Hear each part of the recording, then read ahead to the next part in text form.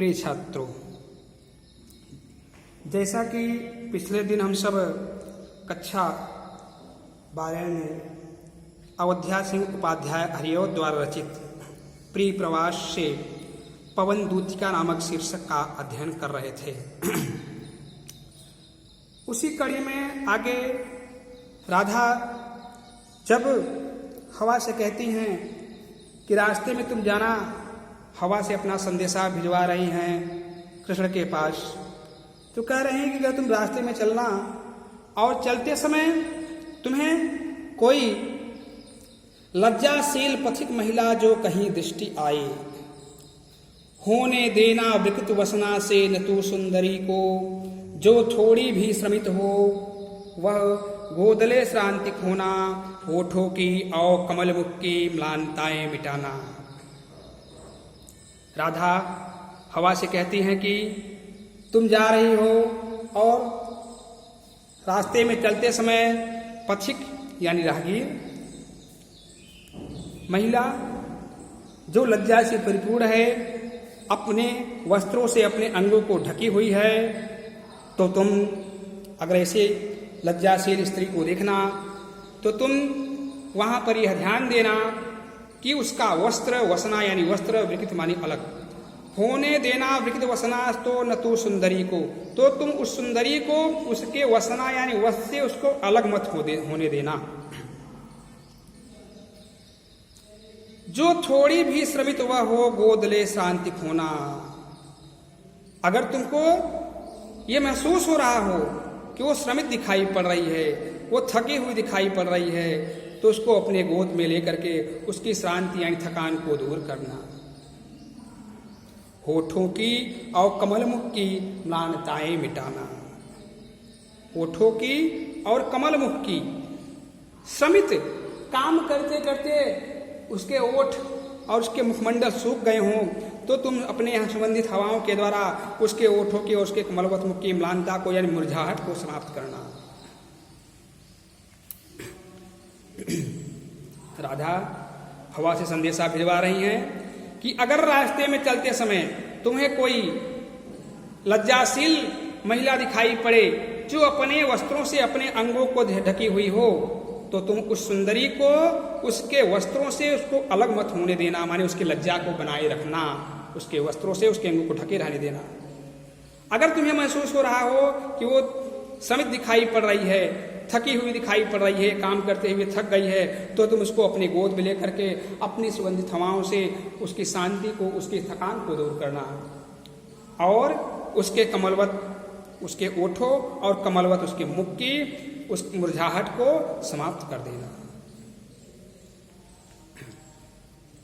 आगे, कोई क्लांता कृषक ललना खेत में जो दिखावे, धीरे धीरे परस उसकी क्लांतियों को मिटाना। कोई क्लांता कृषक ललना, क्लांता यानी दुखी, कृषक ललना माने किसान की पुत्री। अगर तुमको खेत में काम करते हुए कोई किसान की पुत्री दिखाई पड़े, तो धीरे धीरे परस उसकी क्लांतियों को मिटाना, उसके शरीर को स्पर्श करना धीरे धीरे, और उसकी क्लांतियों को, उसके दुख को, उसकी पीड़ा को समाप्त करना। जाता कोई जलद यदि हो व्योम में तो उसे ला छाया द्वारा सुखित करना तप्त भूतांगना को।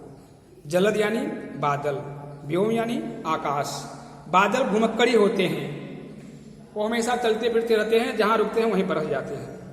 कहा कि और हवाओं के माध्यम से ही बादल बनते हैं, चलते हैं। कहा अगर तुम्हें आकाश में उड़ता हुआ जाता हुआ कहीं कोई बादल दिखाई पड़े, उस बादल को अपने झोंकों से उसके पास तक ले आना और उस दुखी महिला को, उस किसान की पुत्री को छाया प्रदान करके उसे सुखी कर देना।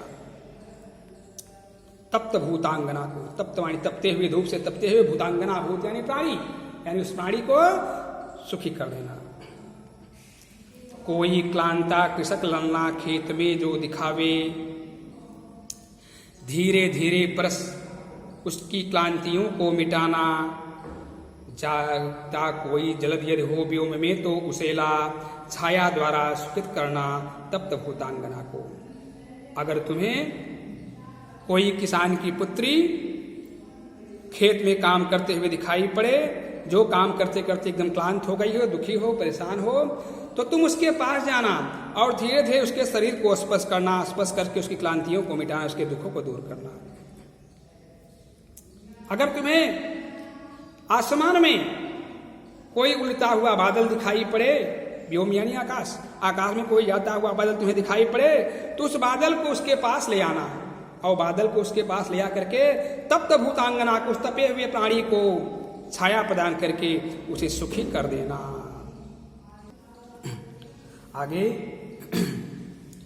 जाते जाते पहुंच मथुरा धाम में उत्सुका हो, न्यारी शोभा वरनगर की देखना मुग्ध होना, तू होवेगी चकित लख के मेरु से मंदिरों को, आभा वाले कलश जिनके दूसरे अर्क से हैं। जाते जाते पहुंच मथुरा धाम में उत्सुका हो, कहा कि इस प्रकार से चलते चलते जब तुम मथुरा धाम में पहुंचोगी, मथुरा में के घरों पहुंच जाओगी, तो मथुरा की सुंदरता को देख करके तुम आश्चर्य में पड़ जाओगी, उत्सुक हो जाओगी। न्यारी शोभा वरनगर की देखना मुग्ध होना, देखोगी वहां की सुंदरता जो होगी वो सबसे न्यारी, सबसे अलग होगी, एक अलग प्रकार की, विशिष्ट प्रकार की सुंदरता वहां तुम्हें दिखाई पड़ेगी। उस सुंदरता को देखना और देख करके उससे मोहित होना।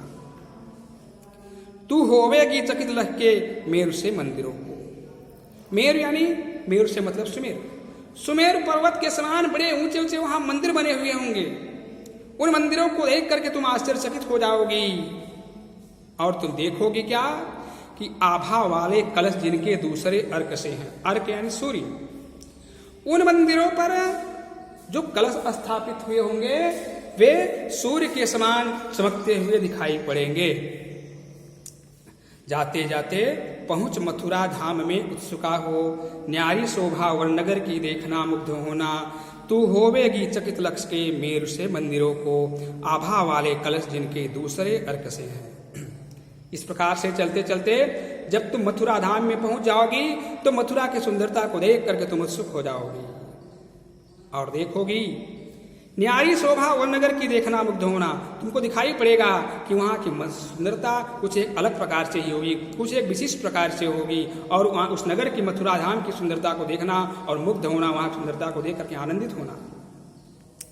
तू होवेगी चकित लख के मेरु से मंदिरों को, और सुमेरु पर्वत के समान जब तुम ऊंचे ऊंचे वहां पे बने हुए मंदिरों को देखोगी तुम आश्चर्यचकित हो जाओगी।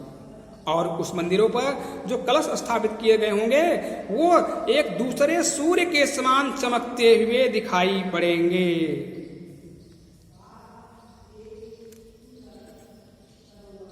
आगे, देखे पूजा समय मथुरा मंदिरों मध्य जाना, नाना वाद्यों मधुर स्वर की मुग्धता को बढ़ाना, किंवा लेके रुचिर तरु के शब्दकारी फलों को धीरे धीरे मधुर रव से मुग्ध हो बजाना।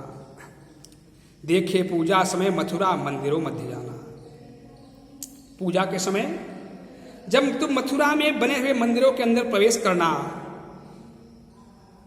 तो देखोगे कि वहां नाना प्रकार के वाद्य यंत्र बज रहे होंगे, बहुत ही अलौकिक सुंदरता वहां की होगी। और उसी समय तुम अपनी सुगंधित हवाएं जब वहां प्रवेश करेंगी तो वहां की सुंदरता और बढ़ जाएगी। तो हवा से राधा कहती हैं कि तुम पूजा के करते समय मथुरा के मंदिरों में प्रवेश करना, देखोगे कि वहां पर नाना प्रकार के वाद्य यंत्र बज रहे होंगे, और वहां पर तुम पहुंच करके वहां की सुंदरता को, वहां के आनंद को और बढ़ाना। किंवा लेके रुचिर तरु के शब्दकारी फलों को, अथवा रुचिर तरु के शब्दकारी फलों को, ऐसे बहुत से फल आते हैं जिसके बीज सूख जाते हैं तो उसको हिलाने पर उसमें आवाज उत्पन्न होती है, शब्द उत्पन्न होता है। तो कहा कि ऐसे फलों को लेना, शब्दकारी फलों को लेना जिसमें से आवाज उत्पन्न हो रही हो, ऐसे फलों को लेकर के, और जिस प्रकार से धीरे धीरे मधुर रव से मुग्ध हो बजाना, जैसे वहां पर धीरे धीरे मधुर मधुर वाद्य यंत्र बज रहे होंगे, ठीक उन्हीं के सुर में सुर मिलाते हुए तुम उन फलों को बजाना और बढ़ाते हुए वहां के आनंद को और बढ़ाना। ठीक है। देखे पूजा समय मथुरा मंदिरों मध्य जाना, नाना वाद्यों मधुर स्वर की मुग्धता को बढ़ाना, किंवा लेके रुचिर तरुके शब्दकारी फलों को धीरे धीरे मधुर रव से मुग्ध हो बजाना। राधा हवा से कह रही हैं कि पूजा करते समय, पूजा के समय तुम मथुरा में बने हुए मंदिरों के अंदर प्रवेश करना। वहां देखोगे कि नाना प्रकार के वाद्य मंत्र बज रहे होंगे, मीठी मीठी आवाज निकल रही होगी। तो वहां पर तुम पहुंच करके वहां की सुंदरता को और बढ़ा देना, क्योंकि जब कोई सुगंधित हवा जब भी जहां आती है तो वहां का आनंद बढ़ जाता है। किंबा लेके रुचिर तरु के शब्दकारी फलों को धीरे धीरे मधुर रव से मुग्ध हो बज जाना। किंबा से मतलब है अथवा से, अथवा कि ऐसे शब्द, ऐसे फल जो शब्द उत्पन्न करते हैं, शब्दकारी फल माने जो आवाज उत्पन्न करते हैं, ऐसे फल हैं जो सूख जाने पर आवाज उत्पन्न करते हैं। तो ऐसे फलों को लेना, ऐसे फलों को ले जाकर के रुचिर तरु के, रुचिर माने सुंदर, तरु यानी वृक्ष, ऐसे सुंदर वृक्षों के शब्दकारी फल जो शब्द उत्पन्न करते हैं, जो आवाज उत्पन्न करते हैं, उन फलों को वहां ले जाकर के और धीरे धीरे मधुर रव से मुग्ध हो बजाना। जिस प्रकार से वहां धीरे धीरे वाद्य यंत्र बज रहे होंगे, उसी प्रकार से उन्हीं के स्वर में स्वर मिलाते हुए, रव यानी ध्वनि, उन्हीं के ध्वनि में ध्वनि मिलाते हुए तुम वहां आनंदित होकर के धीरे धीरे उनको बजाना। इस प्रकार से राधा हवा से संदेशा भिजवाते समय सिर्फ एक अपना स्वार्थ ही नहीं सिद्ध कर रही हैं, बल्कि उसकी इच्छाओं का भी कहीं पर दमन नहीं कर रही हैं। सबको सुख दे रही हैं, सबकी इच्छाओं की पूर्ति करते हुए हवा से अपना संदेशा कृष्ण के पास भिजवा रही हैं। आज यहीं पर विराम करते हैं, फिर अगले दिन इसी कड़ी में पवन दूतिका में आगे बढ़ेंगे।